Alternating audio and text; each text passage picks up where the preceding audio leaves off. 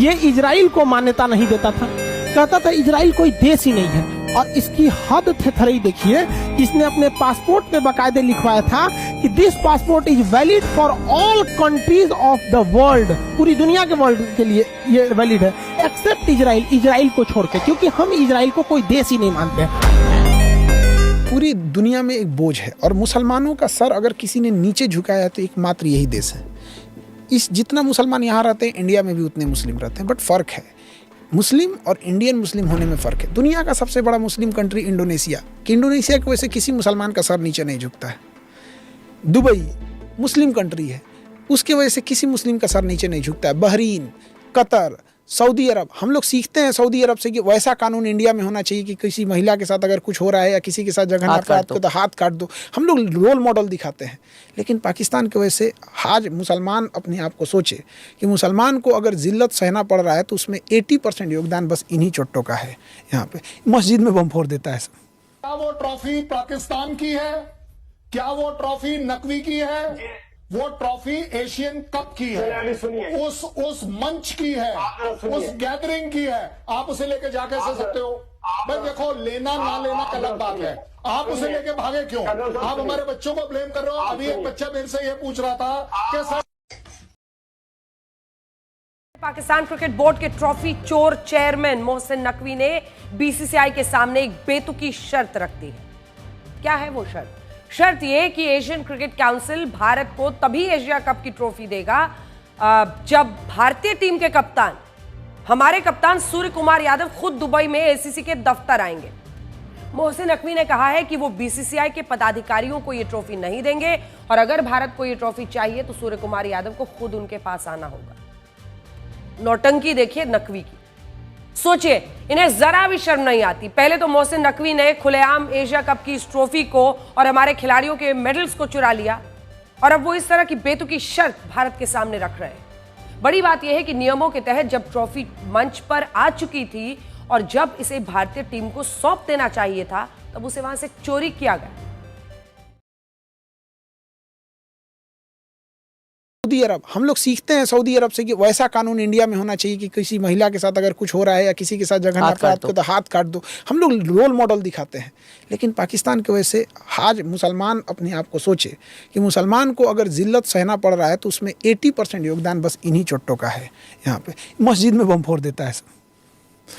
सिया सुन्नी में सुन्नी, वहाबी वहाबी, देवबंदी, अहले हदीस, अरे बाप रे बाप, इतने वेराइटी बना के रखे हैं कि हम अच्छा वाला है तुम अच्छा वाले। ये बोझ है। सोचिए कि ये दूसरे के दुश्मन तो बाद में हैं, ये सबसे बड़े दुश्मन अपने हैं। पूरी कम्युनिटी को बदनाम करके रखे हैं सब। फिर आप अगर बहुत से लोग हैं जो कहते हैं हम एक ही किस्म के लोग हैं, यहीं से तो निकले थे पाकिस्तान, हम भाई हैं, हम एक ही हैं, हम भारत और पाकिस्तान, आप उनके लिए क्या कहेंगे? मारना चाहिए ऐसे इन लोगों को, एकदम आशावादी लोगों का ना इंडिया में ना। ये जिन्ना ने देश लिया ये खतरनाक नहीं था, जिन्ना ने जिस तरीके से देश लिया वो खतरनाक था। यहाँ पे भाई भाई का बंटवारा के लिए कोई माँ को गोली मार देता है, बाप पे हाथ उठा देता है और कहेगा कि हम भाई भाई हैं, ऐसा नहीं होता है। परवरिश कैसी हुई, जहाँ पोलियो पिलाने वाले बच्चे को पाकिस्तान में गोली मार दिया जाता है, पोलियो नहीं पिलाने दिया जाता, क्या कह के कि पोलियो अगर 2 बूंद पिला देंगे तो बड़ा होकर 2 ही बच्चा पैदा कर पाएगा। मतलब वो पोलियो 4 साल के बच्चे को पिलाया जाता है, उसके करियर की चिंता नहीं है कि बड़ा होकर डॉक्टर, इंजीनियर, बिजनेसमैन, बच्चा कितना पैदा करेगा। और सरकार भी पागल, वो कहती है कि नहीं 2 बूंद से कुछ नहीं। अरे भैया उसको 10 बूंद पिलाओ, उसको यही लग रहा है ना 2 बूंद से 2 होगा तो उसको 20 बूंद पिलाओ। भैया तेरा 20 बच्चा पैदा हो जा। यहाँ पे गधों को गधों जैसे समझाइएगा यहाँ पे। हाँ। और हम अब इंडिया में देखिए बच्चे 7-8 साल के भी हो जाते हैं ना तो गार्जियन का देता अरे जा पी लो। तो जो आशा होती है पिलाने वाली ना, उनको भी लगता है कि 5 साल से क्रॉस है, फिर भी पिला देती हैं। कितनी मेहनत से हमने पोलियो ख़त्म किया। आइए बगल में पोलियो लेके घूम रहा है, कौन कब फटेगा पता ही नहीं चलेगा। हम दिल्ली एयरपोर्ट पे थे तो ऐसे पता चल रहा था, तो एक पाकिस्तानी था वहाँ पे, तो हम अपना सीट बदल दिए एयरपोर्ट पे। वो वहाँ पे बैठा हुआ था, चार्ज कर रहा था मोबाइल, हम बगल में, हम फट जाएगा ये कब किसी को नहीं पता है। कभी गए पाकिस्तान? जाने आने भी नहीं देगा सब। मैं गई हूँ पाकिस्तान क्योंकि मैं देखना चाहती थी कि क्या है, मतलब हम इनके बारे में इतना सुनते हैं। जैसे वो कहते हैं कि हमको कहा जाता था कि जो हिंदुस्तानी है सींग है उनके सिर पे। मतलब गलत फहमियाँ भी बहुत होती है ना, तो जब मैं पहली बार गई तो मुझे लगा कि हमने सोचा था ये तो कुछ भी नहीं है, पर इनकी सड़कें इतने बड़ी हैं और इनकी जो दुकान है वहाँ पे अलग अलग किस्म की शैम्पू वैम्पू थे। हमारे यहाँ तो नहीं था उस वक्त, हमारे यहाँ तो सिर्फ 2 किस्म की गाड़ियाँ होती थी, फिएट होता था, एम्बेसडर होता था, उनके पास अमेरिकन गाड़ियाँ थी, उनकी लाइटें बड़ी चमकती थी, उनका एयरपोर्ट साफ़ था। हमारे यहाँ तो छोटा सा एयरपोर्ट था उस वक्त। तो मुझे लगता था, फिर उसके बाद 10 साल बाद फिर से जब मैं गई तो तब तक यहाँ पर लिबरलाइजेशन हो चुका था, हमारी एयरपोर्ट बड़ी हो गई थी, हमारी यहाँ दुकानें भी बड़ी थी। फ़र्क हो जाता है जब आपका पड़ोसी जो है जब नीचे हो जाता है ना, तो पड़ोसी गुस्सा हो जाता है। तो ये गुस्सैल हो गए हैं अब। धर्म जब नशा चढ़ जाता है ना, तो धर्म की एक सबसे बड़ी खराबी क्या होती है ना, धर्म आपको क्वेश्चन नहीं पूछने देता है। एक बड़ी खराबी, जो बोल रहे हैं आप मानिए, वो सही है। धीरे धीरे इंसान को आदत हो जाती है, जो हम बोल रहे हैं सही है, इंडिया गलत है तो उसको मानना पड़ेगा गलत है। हाँ। तो ये बड़ा खराब चीज़ होता है। धर्म अच्छी चीज़ है, आप साइड में इसको रखिए, देश के ऊपर हावी मत होने दीजिए। ये पर वो तो बना ही धर्म के नाम पे, धर्म के आधार पे ही बन गया। हाँ। दुबई एयरलाइंस भाड़े पे पाकिस्तान से जहाज ले जाती थी, और आज दुबई कहाँ हो गया? दुबई और पाकिस्तान में शेर और सुअर का अंतर है। तो उतना आपको बैन कर देंगे पाकिस्तान में, आपने सुअर का। हाँ, अच्छा, उनका गजब है, सुअर बोल दोगे तो गड़बड़ जाए। मतलब उसको इंग्लिश में बोले पिग तो ठीक है, उर्दू में बदखोम बोले तो भी ठीक है, खंजीर बोले तो भी ठीक है, सुअर बोले तो गड़बड़ है। मतलब वाटर बोले तो ठीक है, पानी बोले तो गड़बड़ है यहाँ पे। कुछ मीडिया रिपोर्ट्स में दावा है कि अगर बीसीसीआई चाहे तो वो मोहसिन नकवी के खिलाफ दुबई पुलिस को भी शिकायत दे सकता है।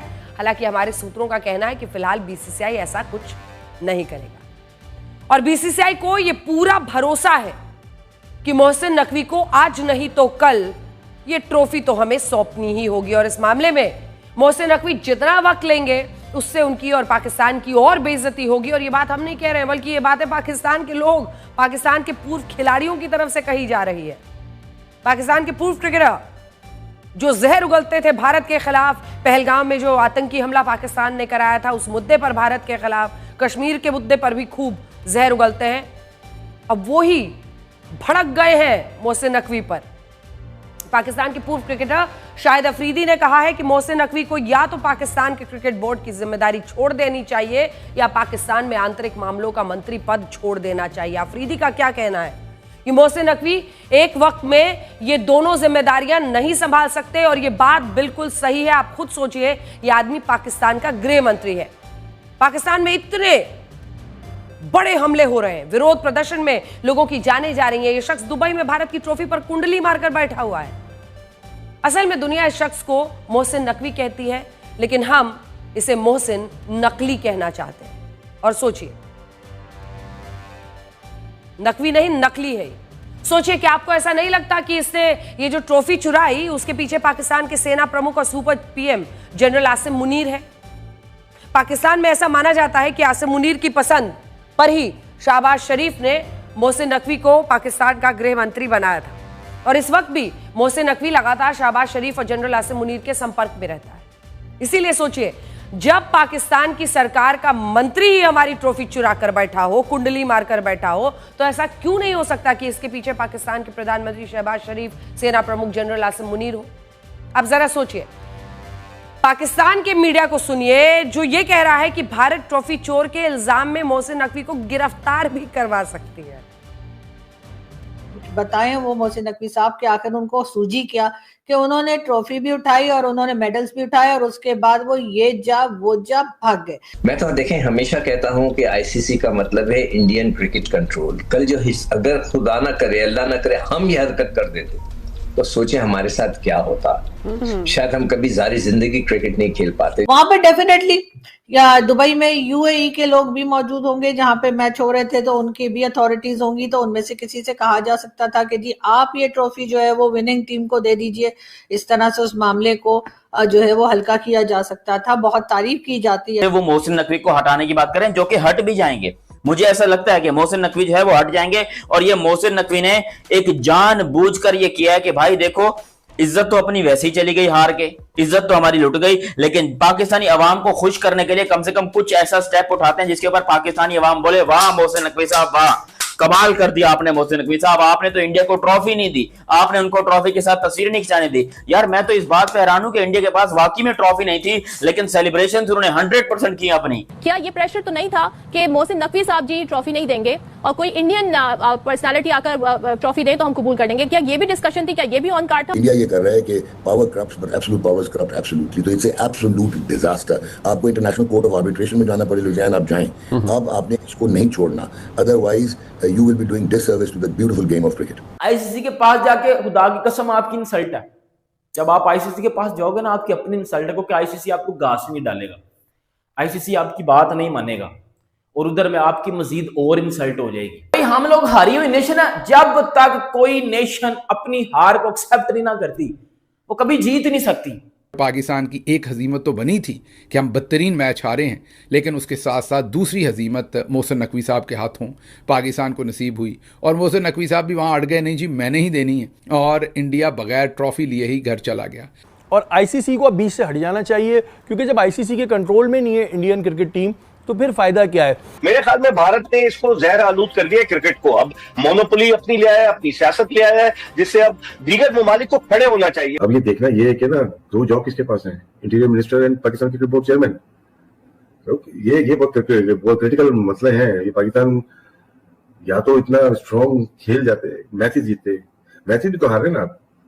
तो ये कि मुझे तो लग रहा है अल्लाह बचाए सारी चीजों से, लेकिन तो आगे जो हालात है ना, दीवार पे जो लिखा हुआ है ना, वो करना चाह रहे हैं वो लोग। आपके इबाम बहुत सही है, क्योंकि उन्होंने एसेस कर लिया, उन्होंने कहा यार इनको डिफॉल्ट करा के सस्पेंशन ना कराओ, इन्हें वैसे सस्पेंशन हो। जिस टीम के बड़े बड़े खिलाड़ी ऑन रिकॉर्ड ऑन मैदान ऐसी नफरती बातें बोल चुके हैं, जो क्रिकेट को जिहाद तक कह चुके हैं, जो भारत के खिलाफ कश्मीर के मुद्दे पर जिहाद तक क्रिकेट को कह चुके हैं, वो हमें बता रहे हैं कि जहर क्या होता है और क्रिकेट को जहरीला बनाना क्या होता है। बहरहाल एक से एक खिलाड़ी है वहां के, एक से एक कमेंटेटर है, लेकिन मोहसिन नकवी पर जो मेहरबानी रही है ये हम आपको आज बताना चाहते हैं। यह आशंका है कि कहीं मोहसिन नकवी प्रधानमंत्री शहबाज शरीफ और सेना प्रमुख जनरल मुनीर के कहने पर तो इस ट्रॉफी पर कुंडली मारकर नहीं बैठे हैं, और ये कहने की वजह क्या है, ये मोहसिन नकवी का पूरा लेखा जोखा है, जिसमें आप इन सभी किरदारों को देख सकते हैं और ये भी समझ सकते हैं कि मोहसिन नकवी की छवि ऐसे नेता की है जो अपने साथ